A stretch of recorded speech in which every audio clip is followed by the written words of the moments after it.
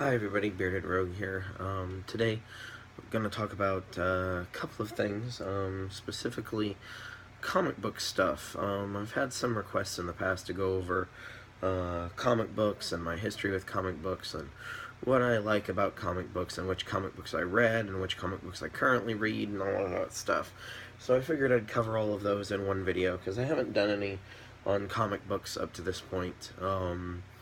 So, let's see. So, I don't know when I started reading comic books or what the first comic book I read was. There have been so many throughout my existence that I don't know what the first one I read was. I know that I read a lot of Spider-Man when I was growing up. That was probably my favorite character initially, was Spider-Man. And then I fell in love with the X-Men, as somebody who kind of always felt like an outsider. Mutants were a very good way for me to relate to, I could relate with their situation.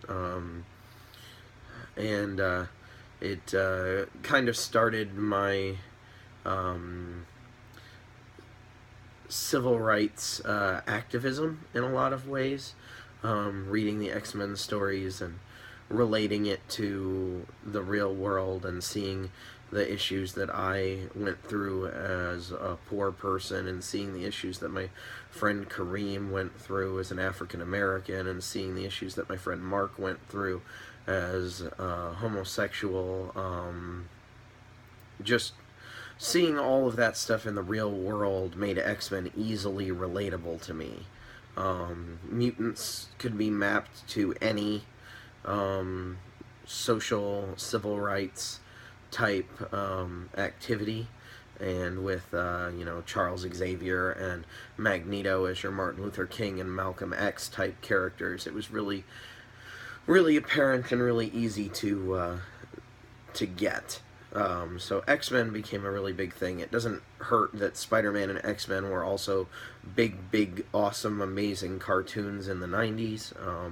I loved both of those and watched them every Saturday morning. I was really big into Iron Man. Not so much the other Avengers. Like, I was never a Hulk guy or a Thor guy. I was an Iron Man guy. Like, long before Robert Downey Jr. put him on screen in one of the most amazing changes to cinematic history ever. They cast him, and I just have to imagine that the casting meeting was something like, so, Mr. Downey Jr., you are going to be playing yourself, but amped up to 11. Oh, and you have a mechanized fighting suit. Just the casting, as soon as I heard it, seemed way too perfect and on the nose, and I'm glad that it ended up working out both for the Iron Man movie and for all of the Marvel Cinematic Universe that's followed. I was really heavily into the Punisher. I still am heavily into the Punisher. I haven't read for a while. The last Punisher series that I read was Greg Rucka did a take on the Punisher that was absolutely amazing. Rather than focusing on Frank, who's an unrelatable character. Like, Frank really is, like, his story is one that everybody can get. It's like, a B-level action movie you'd see on Cinemax. My family was killed by criminals, so I swore a never-ending vengeance upon criminals. But the real stories around the Punisher are how he impacts everything else. And I think Mr. Rucka really captured that well in his run on the series, because Frank was like a force of nature. It was like a hurricane coming through, and you get to see the police and the civilians and the reporters and how everybody deals with the fact that the Punisher exists. Like, he's a hurricane. You don't know exactly when he's going to strike. You just know that he's going to leave a lot of destruction in his wake. And the majority of the people that he takes out are bad people. Like, the Punisher doesn't go around just willy-nilly killing civilians, but he is a murderer. Like, he's not the beat him up and send him to jail type of vigilante. His solutions are much more final. And on the one hand, as a teenager and as a kid, I really understood that mentality. It made more sense. You know, Batman's going to continually fight the same war over and over and over and over again. The Punisher never will. Any of the Punisher's villains that were reoccurring villains, you know, were the most amazingly bad people on the planet, because if they can survive an assault from Frank Castle, then obviously they're virtually indestructible, or somehow terrifying in their own right. But I really loved Rucka's take on things. My first exposure to the Punisher was the Jigsaw puzzle storyline, and then later on I saw several others. One of my other favorite storylines is the one where he's actually on the run, Punisher the Final Days, and he fakes his death and changes his skin color so that he's appears to be African American, and teams up with Luke Cage. And like, I just really like street level heroes in a lot of regards, like people who deal with that. You know, by the same vein, I love Luke Cage. I love Daredevil. They were definitely things that I was really into growing up. Teenage Mutant Ninja Turtles is actually how I discovered Daredevil, as silly as that is, since so much of the ideas behind Teenage Mutant Ninja Turtles were inspired by Daredevil comics, the foot being analogous to the hand, etc., etc. I didn't read many Teenage Mutant Ninja Turtle comics. I did much later in life. When I was really into them as a kid, though, I didn't really pay attention to the comics. They were very hard to get in my small town in Middle America. So I didn't read them until much later, when they were collected in like trade paperback form. Let's see, what else do I have that was big for me in my early days? See, I covered X-Men, I covered my love of the Punisher. I haven't collected comics actively. Like, I don't have a weekly pull or anything that I regularly go and do anymore. That was not a it's not something that I've done for quite some time. I got very, very heavily into Image comics. I'm just flipping through my one long box, so like Punisher Armory. I love this series. Still have them from way back in the day. I loved that series quite a bit. Punisher in general, big fan of. But yeah, I don't currently have titles that are pulled for me. And that's a something that I'm kind of sad about in some ways, but at the same time, I don't know where I would fit comic books into my existence. The biggest turning point for me in comic books was actually in 1992. I remember this specifically because it's like 25 years ago, and they've just recently made a big deal about it. But I was reading Amazing Spider-Man, and during all of the introduction of Hobgoblin and the Venom symbiote and all of that stuff, and one of my favorite artists, Todd McFarlane, went off with a whole bunch of other people to create Image comics, and I loved Image comics. And Image comics, for the most part, are very much a product of their time. Like, they're 90s to a fault. You know, Rob Liefeld and his I Can't Draw Feet and 650 billion pouches. Every character is Deadpool or Cable or Wolverine.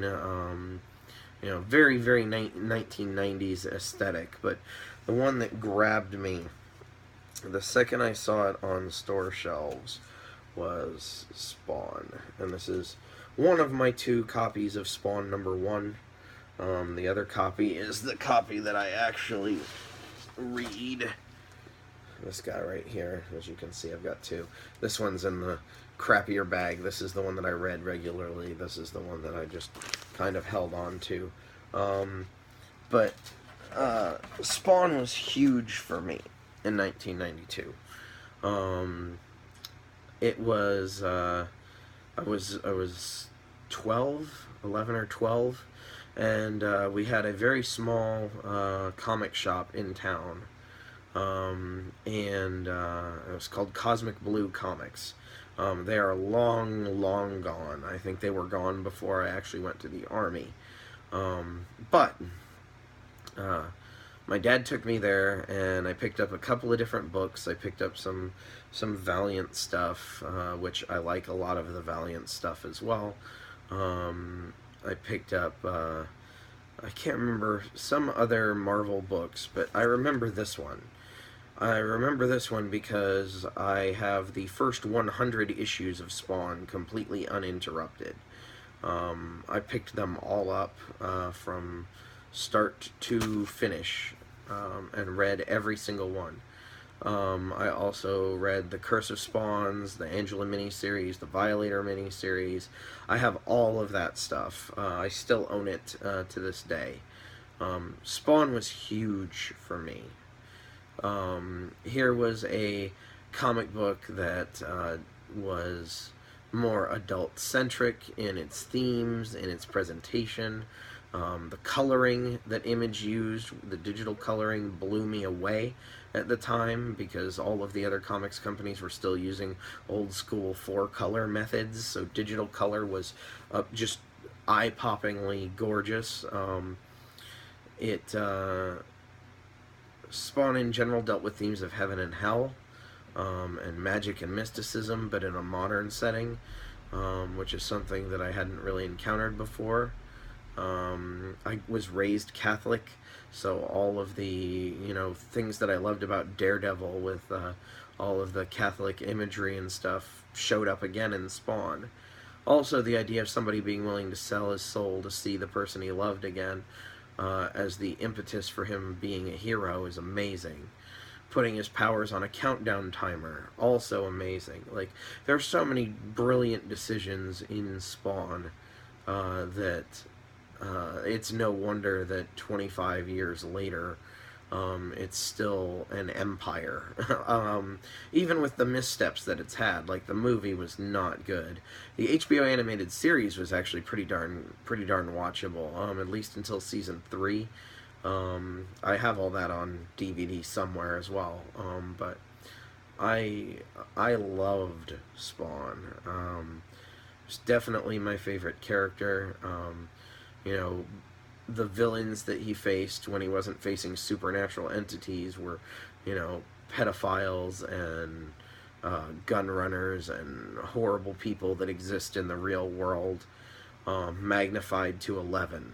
He was street level hero with epic level powers, but those powers were on a countdown timer, and so there was only so much he could use. He had to be very intelligent and pay attention, and he had to use discretion when using his abilities, and he had to find workarounds and really explore everything, to figure everything out, because he didn't know who he was.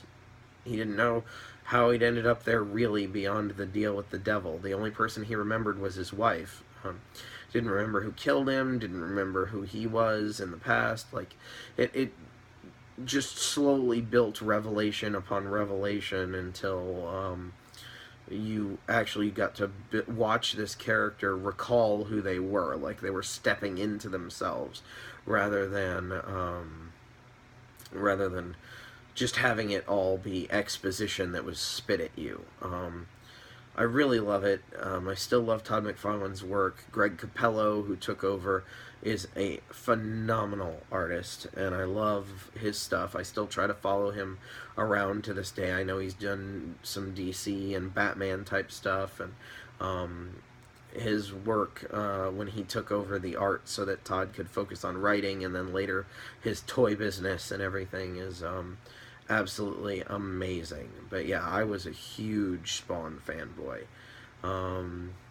I loved pretty much everything about the character, and still to this day, like I keep the first 100 issues with me, um, as a reminder. And it's been a while since I read them. Maybe I'll go back through and reread them here sometime in the future.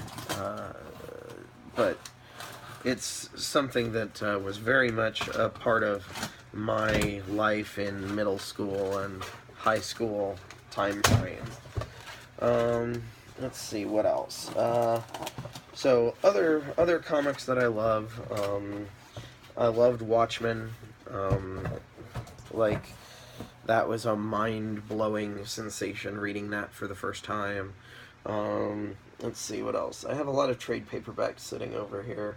I was into Sin City. When it first came out, I read it in bits and pieces because I could never, like I said, small town, couldn't consistently get it. But after the movie came out, they reissued all of the books in a really awesome format that kind of collects together and looks really good on my shelf. So I have all of that, and then the most recent comic book that really got me, I would say, is 100 Bullets.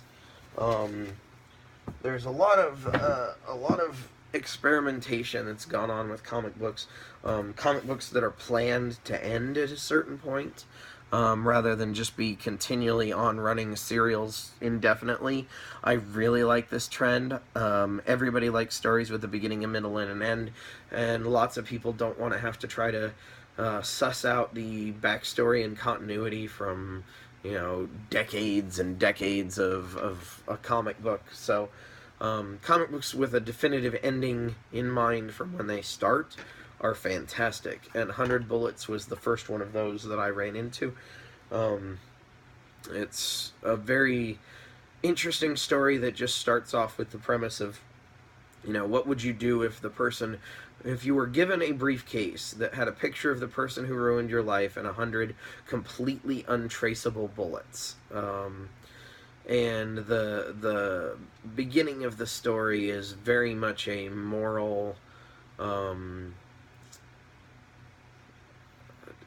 like it's watching different people struggle with that moral dilemma. You know, what did the person do to them? What have they done with their life since? Do they really think their life is ruined? And then later on, it unfolds into this much larger conspiracy that is really interesting to watch unfold. It plays out like a Scorsese movie or a Tarantino movie with lots of interconnected characters and mayhem and deaths, and you know, if you like The Departed, I think you might like 100 Bullets. If you like Reservoir Dogs, I think you might like 100 Bullets. But it's just a solid story from start to finish that does its best to not wander off of the topic. So I really, really like that one. There's a couple others that I've read recently, just bits and pieces of. I need to get back into some of the stuff to catch back up on what's been good since I stopped really reading. But we'll see. I like picking up trade paperbacks of stuff, and stuff I've never read before and just catching up. So Greg Rucka's Stumptown has been recommended to me, and I'm really excited to check that one out, especially now that I live in Portland. I think it'll have a little bit more meaning with it being set where I'm located, and I already know that I love Greg Rucka as a writer. Yeah, that's about it. I mean, I was almost always a Marvel guy until I was an Image guy. I was not really a DC fan. Wonder Woman and Batman are both pretty cool. I'm familiar with the Green Lantern and Flash and all of that stuff. I've never liked Superman. I have zero interest in Superman. I'd love to read a story wherein Lex Luthor is the hero, but I have no interest in the all-powerful Ubermensch at all. He just always struck me as unrealistic on so many levels, from his ridiculous optimism and, truth, justice, and the American way, to the power levels that all of his fights are on. Just seem asinine to me. In case you couldn't tell, most of the heroes that I like are street level, low powered or no powered heroes, who get by on their ingenuity, their creativity, or their sheer grit and determination. So, the Daredevils, the Batmans, the various other characters. Spawn is probably as heavy into the power set as I go, but, even then, Spawn was dealing with actual street level crap. He just happened to be so far above what they were that they had no way of taking care of it. Spawn also had the whole ripple effect thing that the Punisher did, and that it was all about everybody dealing with this new thing that just appeared. Nobody knew what it was that was in this alley, but, mafia guys end up missing, and all sorts of things spiral out of control as the pedophile that he murders happens to be the son of a senator. And yeah, I love storylines wherein the main character takes actions and then everything spirals out from there. And even better in the case of Ruckus Punisher is a character who's totally unrelatable to the average person, being the catalyst for change that all of the average people then have to deal with, because it's very analogous to real life. So many things happen in real life that we have absolutely no control over, and we're just kind of reacting to them or dealing with them in our own time. And so seeing that in a comic book is something that's really does it for me. So yeah, never really been a DC guy. Definitely have no interest whatsoever in Superman as a whole. He's just not my hero, and never will be. I grew up too poor and too surrounded by BS in the middle of this country to ever think that some kind of paragon of virtue and justice like that could exist.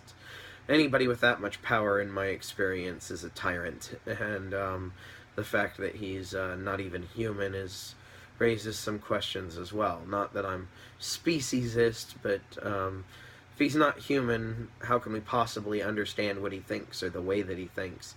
I know he was raised here, but so was Lex, and Lex is kind of the pinnacle of human achievement. He's crooked as all hell, but would he be if Superman didn't exist? I don't know. Either way, that's just kind of my opinions on comic books in general.